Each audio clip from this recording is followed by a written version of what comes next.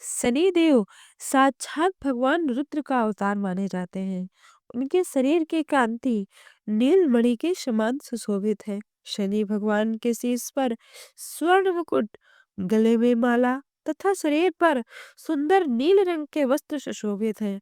शनिदेव गिद्ध की सवारी करते हैं और उनके हाथों में क्रमशः धनुष, बाण, त्रिशूल और वर मुद्रा सुशोभित है। वो भगवान शिव तथा छाया के पुत्र हैं। वो क्रूर ग्रह माने जाते हैं, परंतु उनके क्रूर ग्रह होने के पीछे उनकी पत्नी का श्राप है। आइए जानते हैं कि उनकी पत्नी ने उन्हें क्रूर ग्रह होने का श्राप क्यों दिया। ब्रह्म पुराण में ये कथा आती है कि शनिदेव बाल काल से ही भगवान श्री कृष्ण के अनन्य भक्त थे।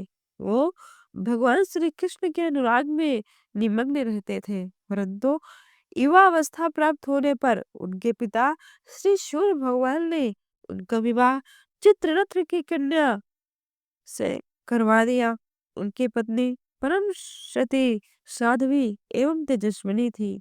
एक रात्रि वह ऋतु स्नान कर पुत्र प्राप्ति की इच्छा से शनि देव के पास पहुंची, पर वो तो भगवान श्री कृष्ण के ध्यान में लीन थे।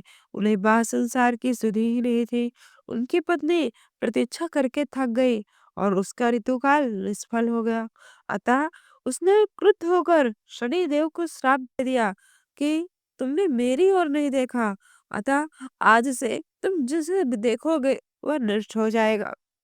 ध्यान टूटने पर शनिदेव ने अपनी पत्नी को मनाया, उनसे अपनी भूल के लिए क्षमा प्रार्थना किया। पत्नी को भी अपने क्रोध पर बहुत ही पश्चाताप हुआ, परंतु अपने दिए हुए श्राप का प्रतिकार करने की उनमें शक्ति नहीं थी। तब से शनिदेव अपना सिर नीचा करके रहने लगे, क्योंकि वो ये नहीं चाहते थे कि उनके कारण कहीं भी किसी का अनिष्ट हो। हमारे ज्योतिषों के अनुसार यदि शनि ग्रह कहीं रोहिणी भेदन कर दे तो पृथ्वी पर 12 वर्षों तक दुर्भिक्ष पड़ जाता है और प्राणियों का बचना कठिन हो जाता है। शनि ग्रह जब रोहिणी भेदन कर बढ़ता है तब यह योग आता है। यह योग महाराज दशरथ के समय में आने वाला था। जब ज्योतिषियों ने महाराज दशरथ को यह बताया कि यदि शनि योग आ जाएगा तो प्रजा अन्न जल के बिना तड़प तड़प कर मर जाएगी, तब अपनी प्रजा को कष्ट से बचाने के लिए महाराज दशरथ अपने रथ पर सवार होकर स्वयं नक्षत्र मंडल में जा पहुंचे। पहले तो उन्होंने शनि देव को प्रणाम किया, फिर उसके पश्चात क्षत्रिय धर्म के अनुसार उनसे युद्ध करते हुए उन पर संहारास्त्र का संधान किया। शनि महाराज दशरथ की कर्तव्य निष्ठा से बहुत प्रसन्न हुए और उनसे कहा, हे राजन, तुम वर मांगो। महाराज दशरथ ने कहा कि हे शनिदेव, यदि आप हम पर प्रसन्न हैं तो आप हमें यही वरदान दे कि जब तक पृथ्वी पर सूर्य, नक्षत्र, चंद्र आदि विद्यमान है तब तक आप रोहिणी भेदन नहीं करेंगे। इससे पृथ्वी पर विनाश नहीं होगा। उनके इस प्रकार वर मांगने पर शनिदेव ने उन्हें कहा, ठीक है, जब तक पृथ्वी पर सूर्य, नक्षत्र, चंद्रमा है तब तक मैं सकट भेदन नहीं करूंगा। और इस प्रकार महाराज दशरथ को संतुष्ट किया।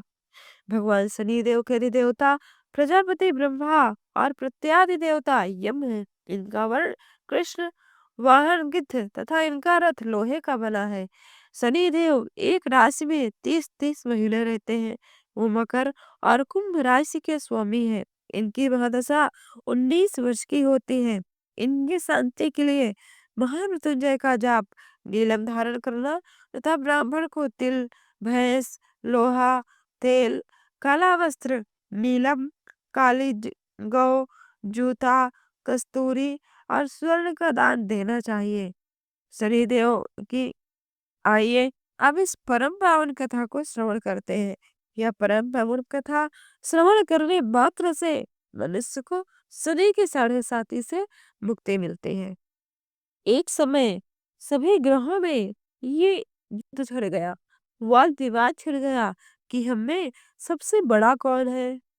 बात इतनी आगे बढ़ी कि परस्पर युद्ध की स्थिति हो गई।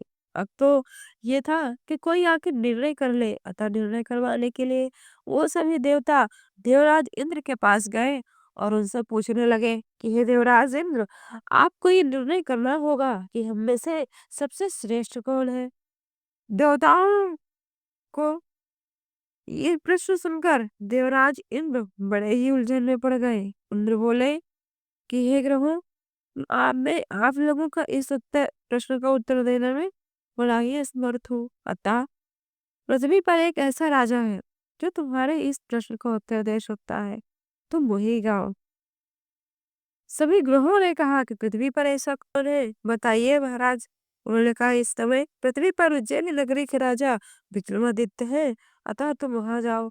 अब देवराज इंद्र सहित सभी ग्रह उज्जैनी नगरी पहुंचे।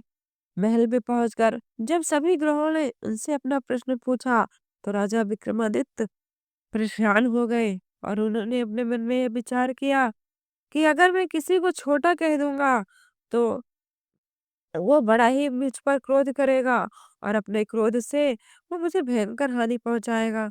परंतु वो अपने मन में विचार करते रहे। अचानक राजा विक्रमादित्य को एक उपाय सूझा और उन्होंने विभिन्न धातुओं जैसे स्वर्ण, रजत यानी चांदी, कांसा, तांबे यानी तांबा, सीसा, रंगा, जस्ता, अभ्रक और लोहे के 9 आसन बनवाए। धातुओं के गुणों के अनुसार सभी आसनों को एक दूसरे के पीछे रखवाकर उन्होंने देवताओं को अपने अपने सिंहासन पर बैठने को कहा। देवताओं के बैठने के बाद राजा विक्रमादित्य ने कहा, आपका निर्णय तो स्वयं हो गया। जो सबसे पहले सिंहासन पर विराजमान है वही सबसे बड़ा है। राजा विक्रमादित्य के निर्णय को सुनकर सभी देवता ने सबसे पीछे आसन पर बैठने के कारण अपने को सबसे छोटा जानकर क्रोधित होकर कहा कि हे राजा विक्रमादित्य, तुमने मुझे सबसे पीछे बैठाकर मेरा अपमान किया है। तुम मेरी शक्तियों से परिचित नहीं हो। मैं तुम्हारा सर्वनाश कर दूंगा। शनि ने कहा, सूर्य एक राशि पर केवल 1 महीने रहता है, चंद्रमा सवा 2 महीने 2 दिन, मंगल 1.5 महीने, बुध और शुक्र केवल एक एक महीने और बृहस्पति 13 महीने रहते हैं। परंतु मैं किसी राशि पर 7.5 वर्ष तक रहता हूँ, यानी कि शनि की 7.5 ही 7 वर्ष की रहती है। बड़े बड़े देवताओं को भी मैंने अपने ही प्रकोप से पीड़ित किया। श्री राम की जब 7.5 आई तब उन्हें वन में जाकर रहना पड़ा और रावण को 7.5 के कारण मृत्यु का शिकार होना पड़ा। हे राजा, अब तू भी मेरे प्रकोप से बच नहीं पाएगा। इसके बाद अन्य ग्रहों के देवता तो प्रसन्नता के साथ चले गए, परंतु शनिदेव बड़े क्रोध के साथ वहां से विदा हुए। राजा विक्रमादित्य पहले की तरह ही न्याय करते रहे। उनके राज्य में सभी स्त्री पुरुष बहुत आनंद से जीवन यापन कर रहे थे। कुछ दिन ऐसे ही बीत गया। उधर शनि देवता अपने अपमान को भूले नहीं थे। विक्रमादित्य से बदला लेने के लिए एक दिन शनि देव ने एक घोड़े के व्यापारी का रूप धारण किया और बहुत से घोड़े के साथ उज्जैन नगरी पहुंचे। राजा विक्रमादित्य ने राज्य में किसी घोड़े के व्यापारी का समाचार सुना तो उन्होंने अपने अश्वपाल को घोड़े खरीदने के लिए भेजा। घोड़े बहुत कीमती थे। अश्वपाल ने जब लौटकर इस संबंध में बताया तो राजा विक्रमादित्य ने स्वयं आकर एक सुंदर और शक्तिशाली घोड़ा पसंद कर लिया अपने लिए। उसके बाद उन्होंने घोड़े की चाल देखा तो उन्होंने कहा यह घोड़ा तो बहुत सुंदर है। अतः एक दिन उस घोड़े पर सवार होकर राजा जंगल में शिकार खेलने के लिए गए, परंतु जैसे ही जंगल में राजा उतरे वैसे ही वह घोड़ा वहां से गायब हो गया। अब राजा अपने नगर को लौटने के लिए जंगल में भटकने लगे, लेकिन उन्हें लौटने का कोई रास्ता नहीं मिल रहा था।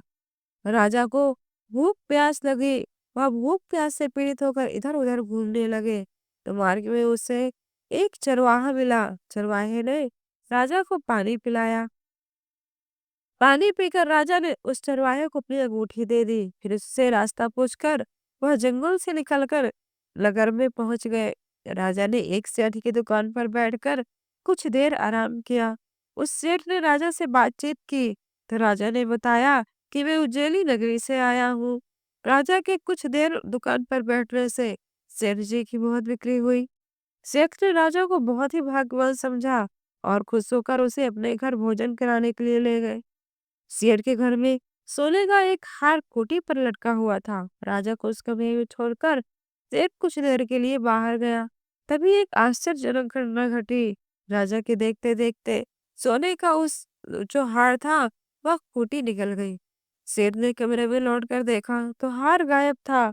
अच्छा, उसने अपने मन में यह संदेह कर लिया कि हो न हो मेरा हार इसी मनुष्य ने चुराया है। अतः उसने अपने नौकरों से कहा कि इस परदेसी को रस्सियों से बांधकर नगर के राजा के पास ले चलो। राजा ने विक्रमादित्य से हार के बारे में पूछा तो उसने कहा कि मेरे देखते ही देखते कूटे ने हार को निगल लिया। इस पर राजा बहुत ही क्रोधित हुआ और चोरी करने के अपराध में विक्रमादित्य के हाथ पांव काटने का आदेश दे दिया। राजा विक्रमादित्य के हाथ पांव काटकर उस नगर की सड़क पर उसे छोड़ दिया गया। कुछ दिन बाद एक तेली जो राजा को देखा उसे उस पर दया आ गई और उसे उठाकर अपने घर ले गया और उसे अपने कोलों पर बैठा दिया। राजा आवाज देकर बैलों को हाँकता रहता। इस तरह तेली का बैल चलता रहता और राजा को भोजन मिलता रहता। इस प्रकार शनि के प्रकोप की 7.5 का यानी 7.5 वर्ष पूरा हुआ और वर्षा ऋतु आरंभ हुई। राजा विक्रमादित्य एक रात मेघ मल्हार गा रहा था कि तभी नगर की राजा की लड़की राजकुमारी मोहिनी रथ पर सवार उस तेली के घर के पास से निकली। उसने मेघ मल्हार सुना तो उसे बहुत अच्छा लगा और दासी को भेजकर गाने वाले को बुला लाने को कहा। दासी ने लौटकर राजकुमारी को अपंग राजा के बारे में सब कुछ बता दिया। परंतु राजकुमारी तो उस मेघ मल्हार से बहुत मोहित हुई। अतः उसने सब कुछ जानकर भी अपंग राजा से विवाह करने का निश्चय किया। राजकुमारी ने अपने माता पिता से जब यह बात कही तो वो हैरान हो गए। रानी ने मोहिनी को समझाया कि बेटी, तेरे भाग्य में तो किसी राजा की रानी होना लिखा है, फिर तू उस अपंग से विवाह करके अपने पाँव पर क्यों कुल्हाड़ी मार रही है। जब राजकुमारी ने अपनी जिद नहीं छोड़ी, तब अपनी बेटी की जिद को पूरा करने के लिए उसने विवश होकर उस अपंग व्यक्ति के साथ यानी राजा विक्रमादित्य के साथ अपनी राजकुमारी का विवाह करना पड़ा। विवाह के बाद राजा विक्रमादित्य और राजकुमारी उस तेली के घर में ही रहने लगे। उसी रात स्वप्न में शनिदेव ने राजा से कहा कि हे राजा, तुमने मेरा प्रकोप देख लिया। मैंने तुम्हें अपने अपमान का दंड दिया है। तो राजा ने शनिदेव से क्षमा करने को कहा और प्रार्थना की कि हे शनिदेव, आपने जितना दुख मुझे दिया, इतना दुख अन्य किसी को मत देना। शनिदेव ने कुछ सोचकर कहा कि हे राजा, मैं तुम्हारी प्रार्थना स्वीकार करता हूँ। जो स्त्री अथवा जो पुरुष मेरी पूजा करेगा, शनिवार के दिन मेरी यह परम पावन कथा सुनेगा, उस पर मेरी कृपा बनी रहेगी। प्रातःकाल राजा विक्रमादित्य की नींद खुली तो उसने अपने हाथ पांव देखा और उसे बड़ी ही प्रसन्नता हुई। उसने भले ही मन शनिदेव को प्रणाम किया। राजकुमारी भी राजा के हाथ पांव देखकर आश्चर्य में डूब गई। राजा विक्रमादित्य ने रानी को अपना परिचय देते हुए कहा कि शनिदेव के प्रकोप से ही मेरी यह दुर्गति हुई थी। जब सेठ को इस बात का पता चला तो वह दौड़ते हुए तेली के घर पहुंचा और राजा के चरणों में गिरकर क्षमा प्रार्थना करने लगा। राजा ने उसे क्षमा कर दिया क्योंकि यह सब तो शनिदेव के प्रकोप के कारण हुआ था। इसमें सेठ की क्या गलती। अतः सेठ ने राजा को अपने घर में वापस बुलाया और कहा, "हे राजन, आप मेरे घर आकर भोजन करिए।" और उसे भोजन कराने के लिए उसी कमरे में ले गया। भोजन करते समय वहां एक आश्चर्यजनक घटना घटी। सबके देखते ही देखते उस खूंटी ने हार उगल दिया। सेठ जी ने अपनी बेटी का विवाह भी राजा के साथ कर दिया और बहुत से स्वर्ण भूषण धन आदि देकर राजा को विदा किया। राजा विक्रमादित्य राजकुमारी मोहिनी और सेठ की बेटी के साथ उज्जैनी पहुंचे तो नगरवासियों ने बड़े ही हर्ष से उनका स्वागत किया अगले दिन राजा विक्रमादित्य ने पूरे राज्य में यह घोषणा कराई कि शनिदेव सभी ग्रहों में सर्वश्रेष्ठ है। प्रत्येक स्त्री पुरुष शनिवार को उनका व्रत करे और उनकी व्रत कथा को अवश्य सुने। राजा विक्रमादित्य की इस घोषणा से शनिदेव बहुत प्रसन्न हुए और शनिवार का व्रत करने वाले और व्रत कथा सुनने के कारण सभी लोगों की मनोकामनाएं शनिदेव की अनुकंपा से पूरी होने लगी। सभी लोग अत्यंत आनंद पूर्वक रहने लगे। इस प्रकार शनिवार के दिन जो भी आप परम पावन कथा पढ़ता अथवा सुनता है, उसके घर में कभी भी शनि की साढ़े साती नहीं होती। शनिदेव की कृपा उन पर बरसती है। एक बार प्रेम से कमेंट बॉक्स में जय शनिदेव अवश्य लिखें और कथा अच्छी लगी है तो वीडियो को लाइक शेयर अवश्य करें। चैनल पर नए हैं तो चैनल को सब्सक्राइब कर बेल आइकॉन प्रेस करना ना भूलें।